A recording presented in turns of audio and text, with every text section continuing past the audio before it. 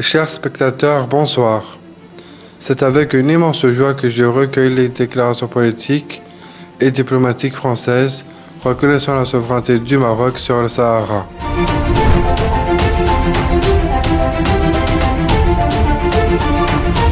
Ciotti, président des Républicains. Très heureux de vous répondre, Paul. Quelles sont les causes des relations diplomatiques froides entre la France et le Maroc? C'est un constat aujourd'hui. Nos relations traversent un moment difficile. Moi, je suis venu ici, au Maroc, pour dire la nécessité de restaurer une relation franco-marocaine de confiance, reposant sur la longue amitié qui unit la France et le Maroc. La France et le Maroc ne peuvent être durablement séparés. Quelle est selon vous la solution pour sortir de cette crise? Le dialogue, l'échange, la concertation.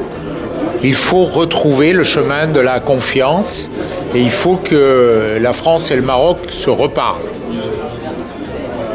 Avez-vous une proposition pour trouver enfin une solution? J'ai évoqué cette situation avec le Premier ministre, avec plusieurs ministres. Il faut aujourd'hui que, au plus haut niveau, le dialogue soit renoué et je l'appelle de mes voeux. Est-ce que la France devrait reconnaître le Sahara marocain pour trouver une solution? Oui, je le crois. En tout cas, personnellement, je l'ai fait. Ok, merci. Merci beaucoup, Paul. Merci. Merci, bravo.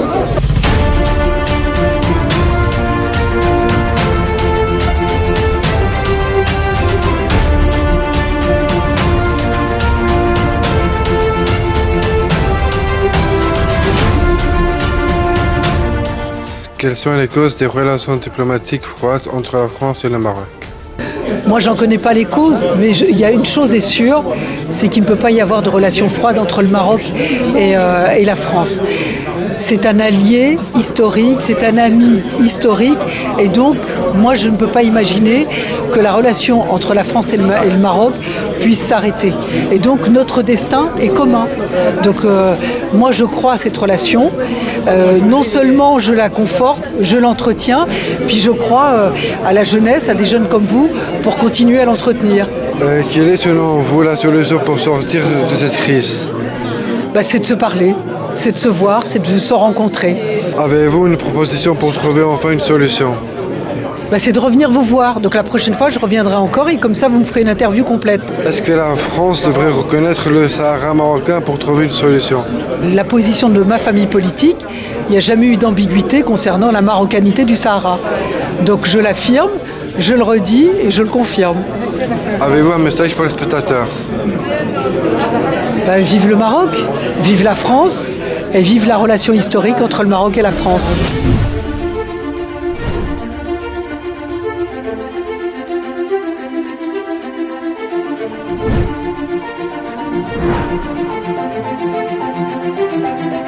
Bonjour, comment vous appelez? Bonjour Paul, je m'appelle Ronan Legleux, je suis sénateur des Français de l'étranger. Quelles sont les causes des relations diplomatiques froides entre la France et le Maroc? Alors effectivement, on note une tension qui s'exprime notamment par le fait de l'absence d'ambassadeur du Maroc à Paris, qui en diplomatie est le symbole de tensions qui peuvent exister entre deux nations. Et ces raisons sont certainement dues à une série d'éléments. L'une d'entre elles est probablement la modification de l'attitude de notre politique des affaires étrangères à l'égard d'autres partenaires dans la région, évidemment, au Maghreb.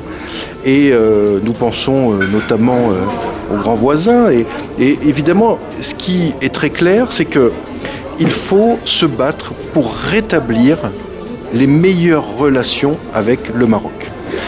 Les relations qui nous lient sont extrêmement fortes. Vous savez qu'il y a plus de 55 000 Français qui vivent au Maroc, un nombre d'entreprises, d'entrepreneurs, des relations culturelles tellement fortes, des Marocains évidemment qui vivent en France. Et donc ces relations culturelles, économiques, on le voit notamment par le succès, par exemple, des lycées français ici au Maroc. Je pense au lycée Lyautey à Casablanca, où j'ai eu l'occasion de me rendre. Vous savez que le proviseur du lycée Lyautey à Casablanca, c'est le proviseur de France qui a le plus grand nombre d'élèves. C'est-à-dire, si on prend tous les lycées en France et tous les lycées à l'étranger, c'est Lyautey finalement le plus grand. Donc ces liens sont d'une puissance absolument extraordinaire. Ils sont indestructibles. C'est la raison vraiment de ce déplacement, c'est de réaffirmer le fait que ces liens sont indestructibles et qu'il y a un certain nombre de positions, notamment exprimées ici par le président des Républicains qui a rencontré ce matin le Premier ministre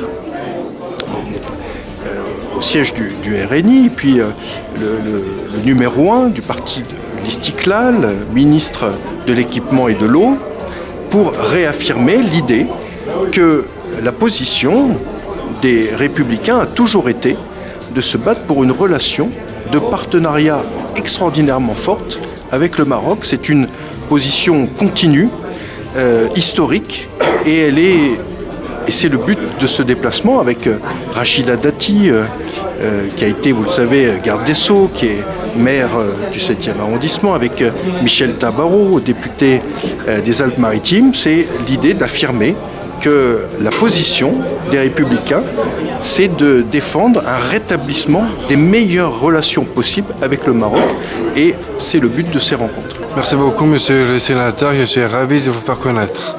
Eh bien, moi aussi, cher Paul, c'était un véritable plaisir de participer à cette interview.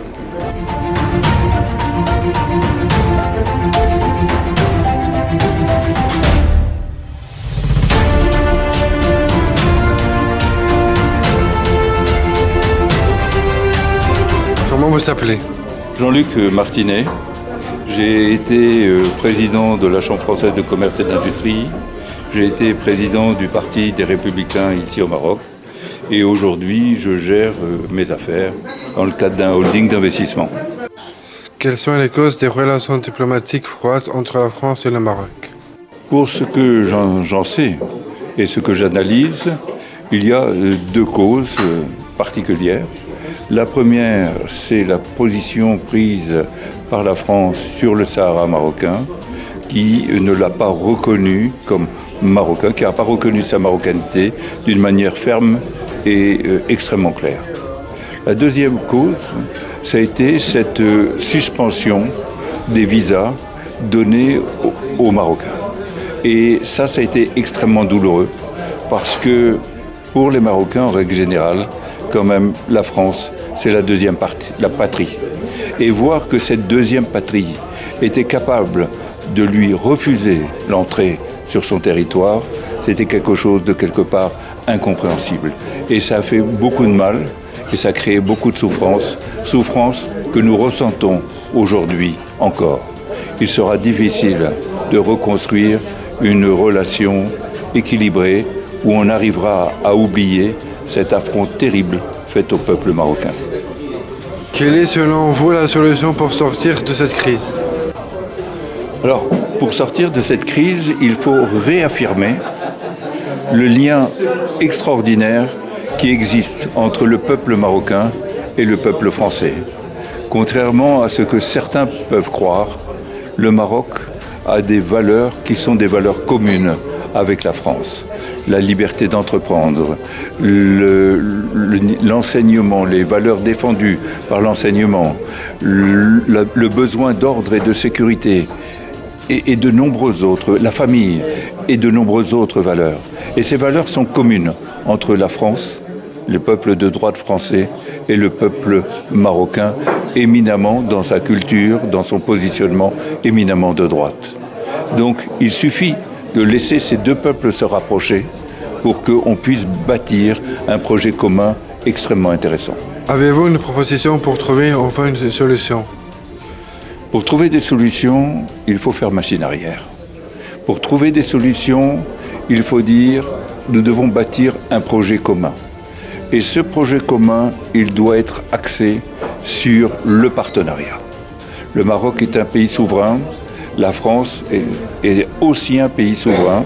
Nous sommes deux pays à égalité de souveraineté et dans le respect mutuel des souverainetés, nous pouvons bâtir un projet commun. Et ce projet ne sera pas un projet simplement des relations franco-marocaines ou maroco-françaises, ça sera un projet qui concernera aussi l'Afrique. Le pays, le Maroc, est un pays dit de développement intermédiaire. C'est un pays d'Afrique et il peut servir extraordinairement de relais pour permettre à des entreprises européennes ou maroco-européennes de participer au développement de l'Afrique qui en a tant besoin. Et si on veut qu'il y ait moins de pression migratoire de l'Afrique vers l'Europe, il faut absolument développer cette Afrique-là en partenariat avec un pays comme le Maroc. Est-ce que la France devrait reconnaître le Sahara marocain pour trouver une solution? La France, malheureusement, est à l'origine du problème des frontières. C'est la France qui a déterminé les frontières d'un trait de crayon entre l'Algérie et le Maroc. C'est aussi la France et l'Espagne qui ont créé cette notion de Sahara espagnol et devenu Sahara marocain, alors qu'il n'y avait pas lieu d'être. De tout temps, cette partie du monde, cette partie du territoire a été marocaine et il y a eu allégeance à la couronne marocaine. Donc, la France doit reconnaître sa responsabilité. L'Espagne l'a déjà fait. Elle a reconnu la marocanité du Sahara marocain. La France doit faire de même et la France doit reconnaître ses responsabilités en matière de traçage des frontières au Maghreb. Avez-vous un message pour les spectateurs? Le message que j'aurai, c'est que nous devons nous efforcer de bâtir un monde où les différentes cultures se donneront la possibilité de communiquer les unes avec les autres dans un respect mutuel. Il n'y a plus lieu de penser que l'on peut être musulman opposé aux juifs ou aux chrétiens. Nous participons à une spiritualité commune. Il faut que cette spiritualité émerge et qu'elle puisse rapprocher les cultures, les religions et les peuples.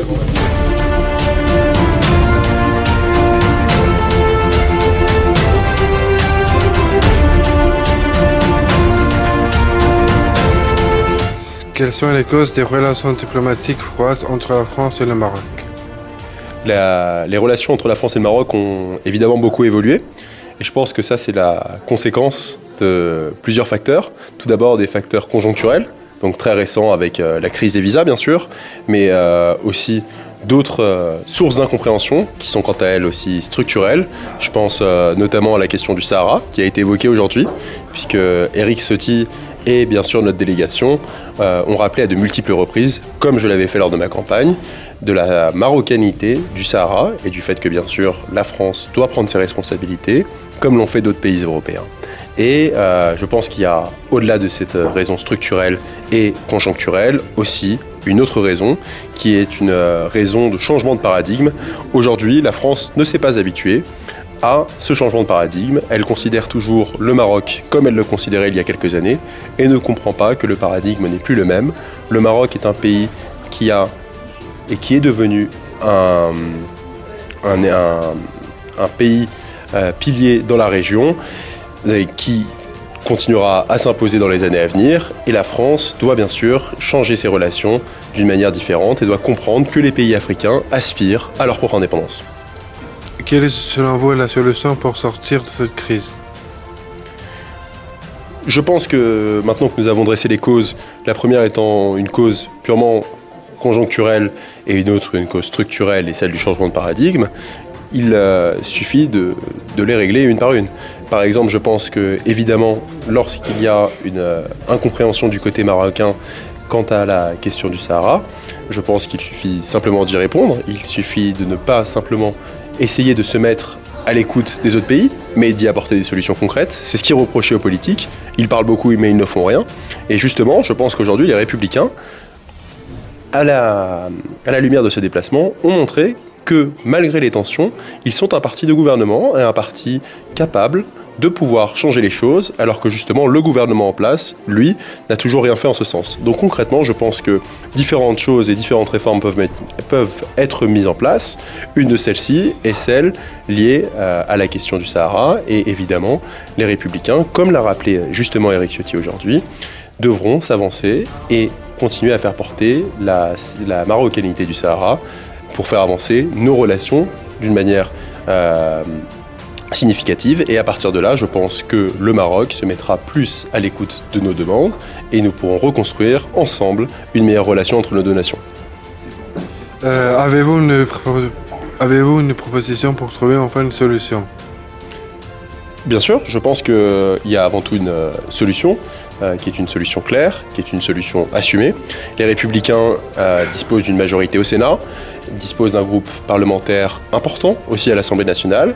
La voix des Républicains compte énormément dans l'administration française et bien sûr, les Républicains pourront faire avancer cette problématique, qui est celle dont nous avons parlé à de multiples reprises déjà, de la marocanité du Sahara. Nous continuerons en ce sens et puis nous continuerons aussi, comme cela a été aujourd'hui le cas lors du déplacement, à communiquer avec nos partenaires marocains sur des possibilités de coopération dans différents sujets, qu'ils soient liés à l'immigration, mais aussi liés aux questions de sécurité, mais enfin bien sûr à l'éducation, puisqu'il faut rappeler qu'aujourd'hui, la France et le Maroc continuent à échanger leurs talents, et cela doit être contrôlé, bien sûr, dans le respect à la fois de la souveraineté marocaine, mais aussi de la souveraineté française. La France doit prendre en considération les talents marocains, doit les valoriser à sa juste valeur et ne doit pas piller les talents du continent africain. Est-ce que la France devrait reconnaître le Sahara marocain pour trouver une solution? La France devrait reconnaître le Sahara marocain pour trouver une solution. Cela va passer, et cela doit passer, ou cela peut passer en tout cas, par les Républicains, qui ont aujourd'hui, à travers leur déplacement et à travers la délégation, qui était composée de personnalités importantes dans l'échiquier politique français, comme Éric Ciotti, mais aussi Rachida Dati et Michel Tabarot, qui continueront à faire porter la voix et les demandes du peuple marocain, qui sont des demandes que nous avons écoutées. Et voilà, à partir de ce déplacement, nous continuerons à construire aujourd'hui des solutions concrètes pour adopter et pour faire adopter, en tout cas, ou pour que le gouvernement se bouge plus massivement pour reconnaître la marocanité du Sahara.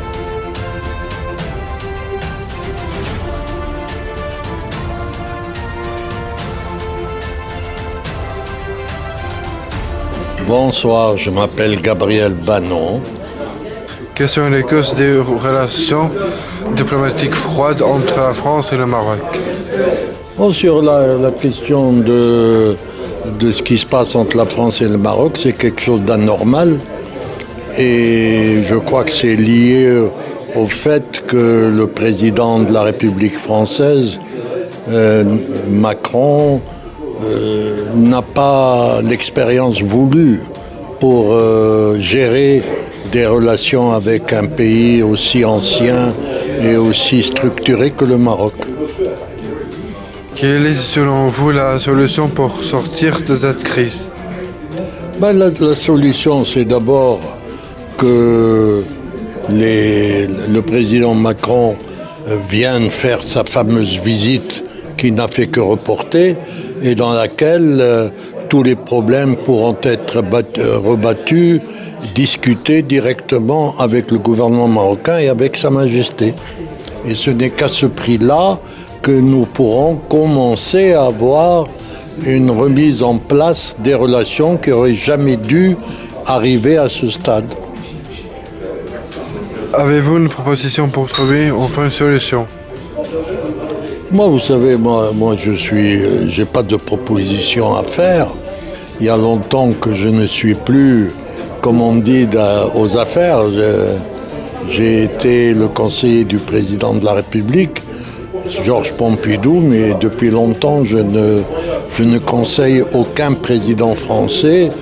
Donc, je m'abstiens parce que je ne veux pas dire du mal du président français actuel et par conséquent, je pense qu'il faudrait qu'il ait autour de lui des conseillers qui connaissent le Maroc et qui connaissent les problèmes de l'Afrique en général et de l'Afrique du Nord. Est-ce que la France devrait reconnaître le Sahara marocain pour trouver une solution? La France aurait dû être la première à reconnaître que le Sahara est un territoire marocain qui relève du gouvernement marocain. Il aurait dû être le premier compte tenu des relations et historiques qui existent et qui ont toujours existé entre le Maroc et la France. Je l'ai déclaré au forum l'année dernière, au forum de Dakhla, en tant qu'ancien conseiller du président de la République française, Georges Pompidou. Je regrette que la France n'ait pas été la première, avant les États-Unis, à reconnaître la marocanité du Sahara.